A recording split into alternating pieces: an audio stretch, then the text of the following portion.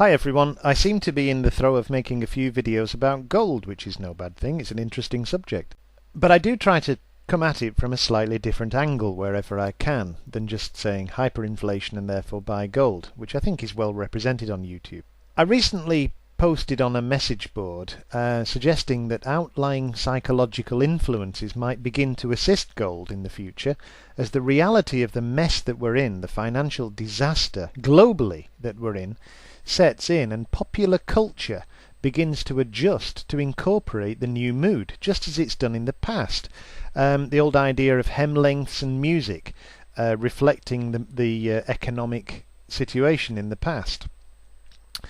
And I think that movie makers, producers, tend to roll with the mood of their target audience in the same way and actually be a little bit ahead of most of the general public. Therefore, in some way, perhaps influencing the general public. So anyway, I mean, as Gerald Celente, the famous guy from Trends Research, who's very good, very, very interesting. You should seek him out on YouTube. Gerald Celente, spelt C-E-L-E-N-T-E. As he often says, great little saying this, current events form future trends. So taking that in mind, current events, in terms of the international psychology of people in the world now, are being affected by a barrage of survival movies which are about to come out, as well as web-based chatter of Armageddon. I mean, it's all over YouTube, has been for a year or two, and so on and so on. And as well as this impending, what I call the Y2K moment, like a rerunning of the 1999 to 2000 potential problem of the computers resetting. I call it the Y2K moment of December 2012. Yes, the Mayan calendar, so on and so on and so on. Now, I'm not going to go into all that. I'm only going to say that this date is getting closer, and I think it's going to start taking a hold in the media and just getting people thinking about that kind of thing. In the same way that a couple of decades ago, 1984, the book by George Orwell. Of course, as we approached 1984, it became very much a hot topic, and media programs were comparing the situation then to the situation in the book of Big Brother and so on and so on. And I think this will happen as we approach 2012, and it will be very unsettling. How can it not be? However unlikely these events might seem, and however much individually one person might disbelieve it, there's always that nagging doubt. So, in other words, there's a trend towards a greater awareness and interest in personal insurance against national or international global chaos. I just think that is beginning to grow. Not just a feeling of economic instability, but of actually that society is approaching something of a tipping point to some extent. I mean, I don't know if you've read the reports, but gun sales, ammunition is virtually sold out in America. So, you know, this is an example of how people are beginning to just think about protecting themselves against impending collapse of society. And at the moment, of course, it's the fairly extreme thinkers, or let's give them the benefit of the doubt, because I'm very much in that line, which is that they're being prepared, and I respect that, particularly let me give you a good example. I live in Japan, where there are earthquakes. I'm talking to you now, making this video.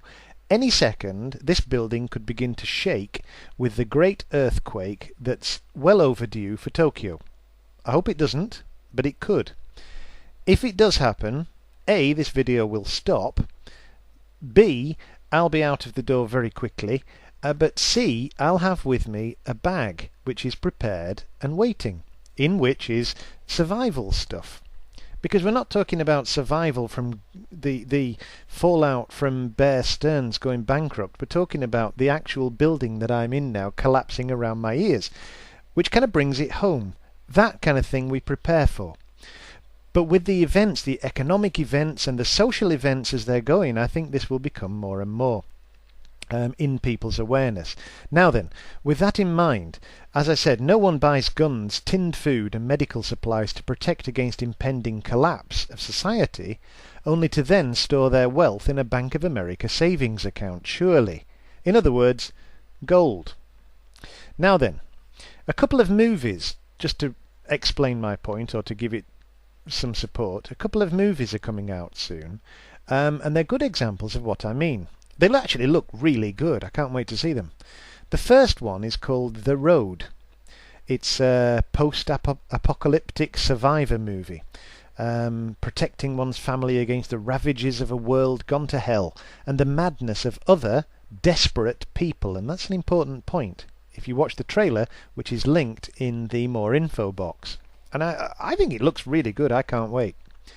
The second movie is the Y2K moment that I mentioned, which is the movie which is either out now or very shortly, I think, 2012.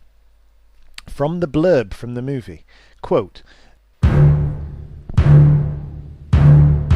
"Never before has a date in history been so significant to so many cultures, so many religions, scientists and governments. A global cataclysm brings an end to the world and tells of the heroic struggle of the survivors."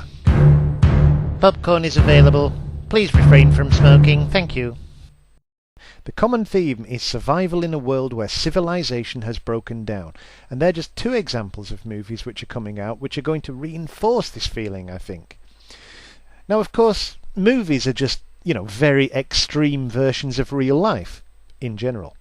But I do think that the psychological effect of this bombardment, as I said, the chatter of Armageddon on the internet and YouTube, this rash of movies coming out with the survivalist theme, I think it will no doubt, in my opinion, set the population on edge and actually increase their sense that something's really going to happen. Now, I'm going to really hit the gold thing now, because I've read many interviews and seen many videos of interviews where gold experts talk about a blow-off top in gold eventually. Now, where that's going to come, who knows? It could be 1,200, it could be 1,500, it could be 15,000, nobody knows. But I think with the run-up and the momentum that gold has had, we can say with some certainty that it will end in a fairly dramatic spike upwards. That might go to 15,000 and then pull back to 10. Well, if we're buying now, who cares? That's great. But you see the point I'm making. And the question is, well, who comes in at the end? Unfortunately, and this really saddens me, but it's the people who are least suited to coming in at that point, because it's not traders who are going to jump in and then get out in time. It's people who will think it's time to buy gold. Why will they think that? Well, because this psychological background that's been affecting them for who knows how long, before that event will happen in gold.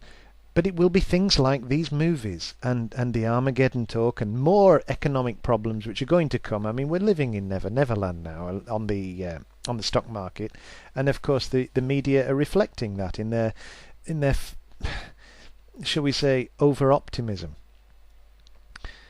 So, in short, I think this kind of thing is going to be good for gold, and I just thought I'd do a short video about it.